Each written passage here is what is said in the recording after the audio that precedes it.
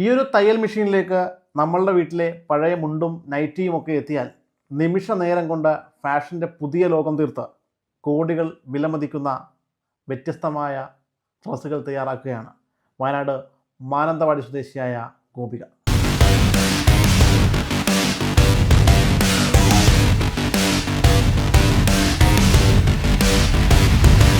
ഗോപിക ഇതാണ് സ്വന്തമായിട്ട് ചെയ്ത വസ്ത്രം തോന്നുന്നല്ലേ? അതെ അതെ. ഇത് പോർച്ചുഗലിന്റെ ഒരു ജേഴ്സി ചെയ്തെടുത്തതാണ്. പോർച്ചുഗൽ ഫാനാണോ? അതെ. അപ്പൊ പോർച്ചുഗൽ ഫാനാന്ന് ചോദിക്കുമ്പോൾ ആരാണ് അത് പറയാൻ ചോദിക്കണ്ട. റൊണാൾഡോ ആണ്. Cristiano Ronaldo, CR7. ലോകകപ്പ് ഫുട്ബോൾ എന്ന് കേൾക്കുമ്പോൾ കുറേയേറെ മലയാളികളുടെ മനസ്സ് വെള്ളയും നീലയും കലർന്ന ജേഴ്സിയിലേക്ക് ചേക്കേറും.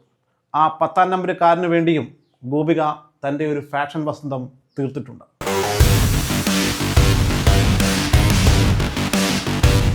ഫാൻസുകളുടെ ഒരു യുദ്ധം ആ ഇൻസ്റ്റാഗ്രാമിലെ കമന്റ് ബോക്സ് നടക്കാറുണ്ടോ?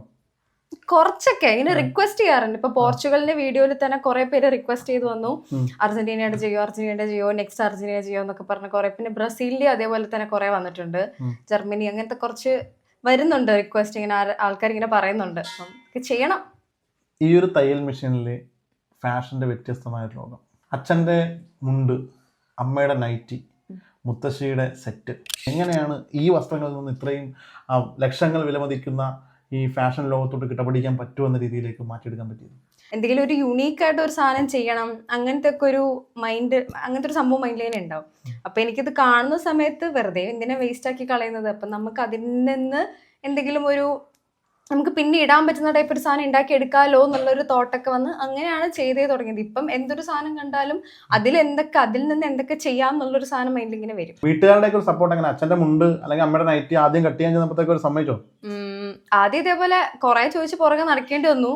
പക്ഷെ പിന്നെ അവർക്ക് തന്നെ അവരിനെ തരാൻ തുടങ്ങി. കുറെ അധികം പഴയതാകുമ്പോഴത്തേക്കും ഞാനിങ്ങനെ പറയും, തന്നൂരി ഇതൊക്കെ ഇനി എന്തിനു ഉപയോഗിക്കുന്നത്, ഈ പഴയതൊന്നും ഇടണ്ടല്ലോ എന്നൊക്കെ പറഞ്ഞ് ഞാനിങ്ങനെ കൺവിൻസ് ചെയ്തെടുക്കും. അങ്ങനെ അതെനിക്ക് തരും. എന്നിട്ട് അത് ഞാൻ അതേപോലെ ആക്കിയെടുത്ത് കാണിച്ചെടുക്കുമ്പോ അവരെന്നെ പറയും, ഇത് എന്താണോ ഇങ്ങനെയൊക്കെ ആക്കാൻ പറ്റുമോ? അത് അവര് ഭയങ്കര സർപ്രൈസ്ഡ് ആയിരിക്കും. അങ്ങനെയാണ്. അവരുടെയൊക്കെ ആഗ്രഹം എന്തായിരുന്നു? ഗോപിക എന്താവണമെന്നായിരുന്നു? അവരുടെ ആഗ്രഹം ഞാനൊരു ഡോക്ടർ ആവണം എന്നായിരുന്നു പണ്ട് തൊട്ടേ ഉള്ള ആഗ്രഹം. പക്ഷെ എനിക്ക് ഈ ഫാഷൻ റിലേറ്റഡ് ഇങ്ങനത്തെ കാര്യങ്ങൾക്കൊക്കെ അവരും നല്ല സപ്പോർട്ടാണ്, അവർ നല്ല ഹാപ്പിയാണ്, പ്രൗഡാണ്. ഫാഷൻ ലോകത്ത് ഗോപിക ഒരു വരവറിയിച്ചു. അപ്പോൾ മുന്നോട്ടുള്ള യാത്ര അതെങ്ങനെയാണ്?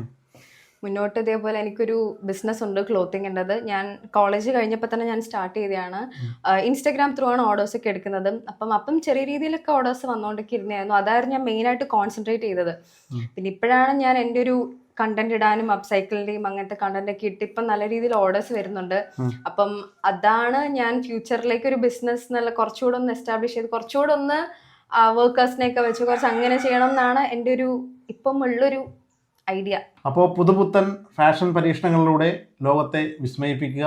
ഈ ഫുട്ബോൾ ആവേശത്തിനൊപ്പം ഈ ഫാഷൻ പരീക്ഷണവും ആരാധകരും എല്ലാവരും ഏറ്റെടുക്കട്ടെ. എല്ലാവരും ആശംസകളും. Thank you so much. Sujay എഡ്വേർഡിനൊപ്പം ശ്യാമപ്രസാദ് ഉത്തമൻ, മാതൃഭൂമി ന്യൂസ്, കൊച്ചി.